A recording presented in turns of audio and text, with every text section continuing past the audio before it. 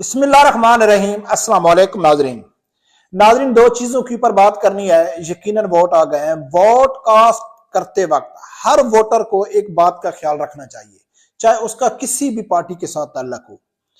और मैं बड़े यकीन से कह रहा हूं और दावे से कह रहा हूं कि मेन स्ट्रीम मीडिया का कोई भी सहाफी ये बात आपको नहीं बताएगा जो मैं आपको बताने जा रहा हूं।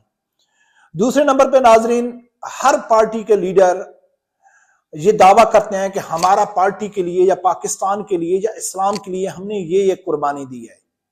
लेकिन आज मैं आप लोगों के सामने हाफिज साद हुसैन रिजवी साहब और अनस रिजवी साहब की कुर्बानी बताऊंगा कि उन लोगों ने इस्लाम, पाकिस्तान और अवाम के लिए कितनी बड़ी कुर्बानी दी है, जो पाकिस्तान की तारीख में किसी सियासी लीडर ने इतनी बड़ी कुर्बानी नहीं दी जो इन दो भाइयों ने दी है।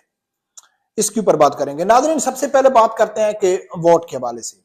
नाजरीन, एक चीज का ख्याल रखना कि वोट कास्ट करते वक्त आपने एक बात का ख्याल रखना है कि 75 सालों से मौजूदा पाकिस्तान के जो सियासतदान हैं, जिस बात के ऊपर कौम को बेवकूफ बनाया वो ये बनाया कि अमेरिका से आजादी, IMF से छुटकारा, करप्शन और लूट मार का हिसाब, करप्ट लोगों को का एहतसाब, मुल्क में महंगाई खत्म करना, मुल्क में बेरोजगारी खत्म करना, मुल्क में कानून लेके आना, ये सब चीज 75 सालों से जो भी पार्टी का, किसी भी पार्टी का सियासतदान है उसका यही नारा रहा है।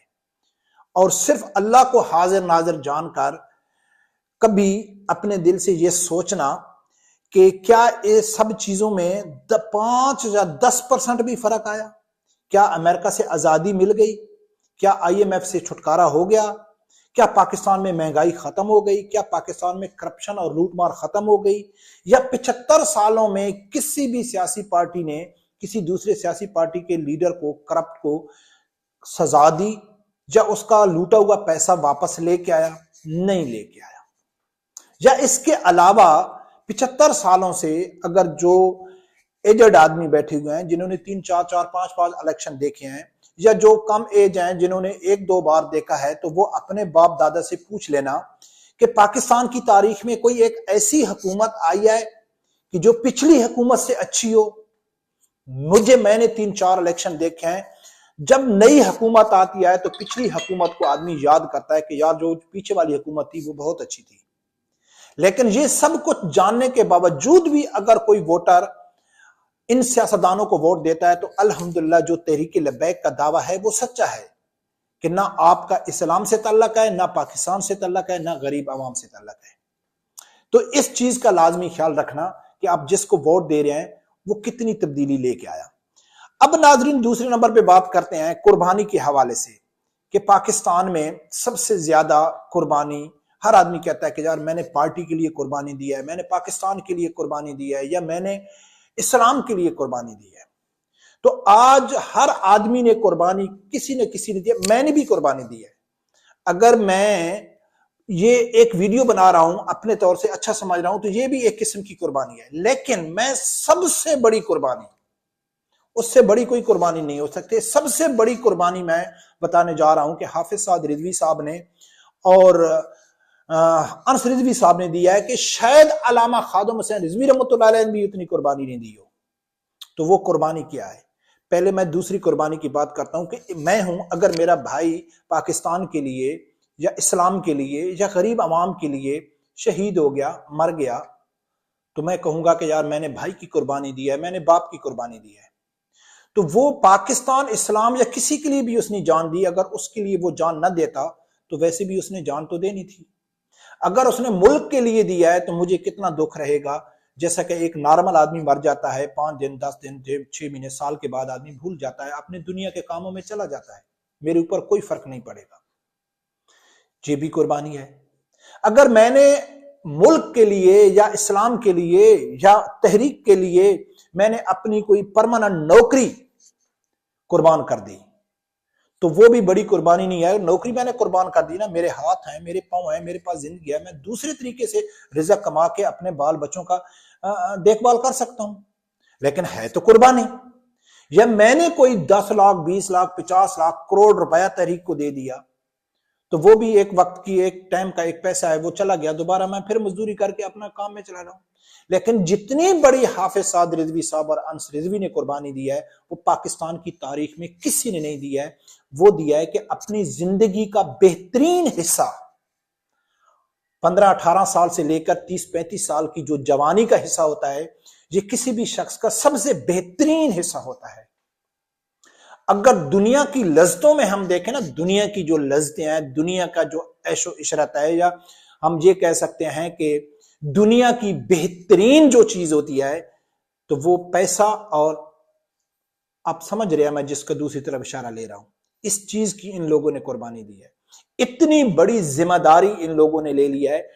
अब कुछ लोग ये कहेंगे कि भाई देखो, प्रोटोकॉल, इतनी इज्जत, इतनी रिस्पेक्ट, इनके हाथ चूमना, इसके पांव चूमना, या आप ये कहेंगे कि यार बिलावल भी कम उम्र का है, वो भी इस उम्र में लीडर बन गया है, या किसी दूसरे। नहीं, मैं खुदा की कसम उठा के देता हूं कि तहरीक-ए-लबैक, खासकर हाफिज साद रिजवी साहब और अनस रिजवी साहब के अलावा कोई भी यंग लीडर है, उसने अपनी जिंदगी खूब एंजॉय की है। कॉलेजों में, यूनिवर्सिटियों में, नाइट क्लबों में, अपने बाप के बलबोते के ऊपर करप्शन करना, एंजॉय करना, जिंदगी को फुल एंजॉय किया है उसने। फिर वो अपनी विरासत समझ के हमारे ऊपर लीडर बन के आ जाते। मैं एक बार देखा रावलपिंडी में, किसी रैली के लिए मैं जा रहा था, तो गाड़ी रुक गई अनस रिजवी साहब और साद रिजवी साहब की। खुदा की कसम है, मैं अल्लाह को हाजिर नाजिर करके बता रहा हूं कि मैंने इन दो बच्चों के जब चेहरे देखे, तो मैं अकेला गाड़ी में जाके बैठ के खुदा की कसम में मैं सोचने लग रहा हूं कि पाकिस्तान की तारीख में इस्लाम पाकिस्तान के लिए इनसे बड़ी कोई कुर्बानी दे ही नहीं सकता है कि ये नौजवान बच्चे जिनके खेलने और कूदने के दिन थे, और इनके ऊपर अपने वालिद साहब ने इतनी बड़ी जिम्मेदारी डाल दी कि पूरे इस्लाम की जिम्मेदारी, पाकिस्तान की और पाकिस्तानी कौम की जिम्मेदारी डाल दी। वो अपनी मर्जी से किसी जगरेरी वाले से के पास खड़े होके वो कोई खाना नहीं खा सकते, या एक दूसरी सियासी लीडर है, चाहे वो पीपल पार्टी का है, चाहे वो नून लीग का है, या चाहे वो किसी भी सियासी जमात से है, वो कैमरे के सामने आएगा। बिलावल, आप अल्लाह को हाजिर नाजिर समझ के कह रहे हो कि बिलावल जरदारी जब कैमरे के सामने आके लीडर बनता है, तो क्या वो अपनी नॉर्मल जिंदगी में ऐसा होता है? मालूम नहीं उसकी रात कहां गुजरती होगी, कैसे गुजरती होगी, किस दुनिया की लज्जतों में वो अपनी नाइटें गुजारता होगा। पाकिस्तान का हर लिबरल लीडर, और मैं बड़े फख्र से, बड़े यकीन से, बड़े ईमान से कह सकता हूं कि ये अगर ये सियासी लीडर ना होते, ये मजहबी सियासी लीडर ना होते, तो शायद इनसे कोई गलती हो जाती, शायद ये अपनी दुनिया की जो अल्लाह की जात ने इनको जवानी दी है, ये दुनिया में थोड़ा बहुत एंजॉय कर लेते, घूम फिर लेते, मौज मस्ती कर लेते। लेकिन आज ये भी नहीं कर सकते। ये ऐसा वक्त है, ये इतना कीमती वक्त है कि इस कीमती वक्त में अगर शरई तौर पे देखा जाए तो नौजवान की सजा भी कम होती है शादीशुदा आदमी की बेनिस्बत, बूढ़े आदमी की बेनिस्बत। अक्सर आम मुआशरे में देखा जाता है, आप अगर शरई को तरीके से को अलग भी कर दें, तो इस एज में अगर कोई बच्चा गलती करता है तो आदमी कहता है छोड़ो यार, ये तो जवानी दीवानी है, जवानी हवानी है। ऐसी उम्र में ऐसी गलतियां हो जाती हैं, तो उनके लिए नरमी इस्तेमाल की जाती है। जो भी शख्स मेरी वीडियो देख रहा है, अगर वो अंडर एज है, अंडर एज से मुराद मैं इस एज की बात कर रहा हूं, वो 35 या 40 से नीचे है, तो खुदा की कसम है, देखो, सोचो कि आप कितनी कुर्बानी दे रहे हैं मुल्क के लिए, पाकिस्तान के लिए, या इस्लाम के लिए। या अगर कोई एजेड आदमी मुझे देख रहा है, 50 प्लस अगर आदमी मुझे देख रहा है, तो वो अपने बच्चों को नजर में रखे कि आपके बच्चे जो इस एज में है, 18 साल से लेकर 30 साल की उम्र में, वो इस टाइम क्या कर रहे हैं। यकीनन इस एज में वो कहते हैं कि यार ये खेलने कूदने के दिन है इनके, चलो यार ठीक है, थोड़ी ये शादी करेगा तो ये समझ जाएगा, शादी करेगा तो जिम्मेदारी समझेगा, और शादी करेगा तो कौन सी जिम्मेदारी समझेगा, बीवी की या चंद सालों बाद अपने बच्चों की, ये जिम्मेदारी होती है उनकी। लेकिन पूरे मुल्क को चलाना, पूरी जमात को चलाना, और फिर तनकीद करने वाले बीच में आ जाते हैं कि साद रिजवी साहब को ऐसा नहीं करना चाहिए था, ऐसा करना चाहिए था, साद रिजवी साहब को यह फैसला नहीं करना चाहिए था, यह फैसला नहीं करना चाहिए था। खुदा की कसम मैं समझता हूं सबसे मुश्किल काम होता है किसी पार्टी को लीड करना, और वो भी इस जैसे नौजवानों के लिए कि वो कुछ दूसरे जो सियासी लीडर है ना, चाहे इमरान खान है, चाहे नवाज शरीफ है, चाहे क्या है, वो कहते हैं ठीक है चल यार, चल रहा है, हमारा जो असल मकसद है मौज मस्ती, करप्शन, एंजॉय, बेगैरती के बाजार गरम, रात को शराबें पी के रात को गुजारना, फिर जाके जलसों में तकरीर कर देना, ये चीज खुदा की कसम है इनमें नहीं है। तो लिहाजा नाजरीन, मेरी नजर में पाकिस्तान की तारीख में सबसे बड़ी जो कुर्बानी दी है तो अल्लामा खादिम हुसैन रिजवी रहमतुल्लाह अलैह की कुर्बानी यह है कि उसने अपने दोनों बच्चों की कुर्बानी दी है, और इन दो नौजवानों की कुर्बानी है कि इन्होंने अपनी जवानी का बेहतरीन हिस्सा पाकिस्तान के लिए वक्फ कर दिया है। इस्लामी तौर पे तो चलो आदमी ये कह सकता है कि यार इस्लाम के लिए कर रहे हैं तो इसमें इनको नेकी मिलेगी, आखिरत बनेगी, या जो आदमी इनके साथ नहीं कर रहे हैं, अगर फॉर एग्जांपल साद रिजवी साहब कर रहा है, अनस रिजवी नहीं कर रहा है, तो अनस रिजवी ने खुद जवाब अल्लाह को जाके देना है ना। लेकिन पाकिस्तान के लिए कितनी बड़ी कुर्बानी है कि पाकिस्तानी बच्चों के लिए, पाकिस्तानी माओं के लिए, पाकिस्तानी अवाम के लिए इन लोगों ने कुर्बान कर दिया। तो लिहाजा नाजरीन, वोट देते वक्त आप इस चीज का जरूर ख्याल रखना कि हजरत अली रजी अल्लाह तआला अन्हु का कौल है कि आजमाए हुए को आजमाना बेवकूफी है।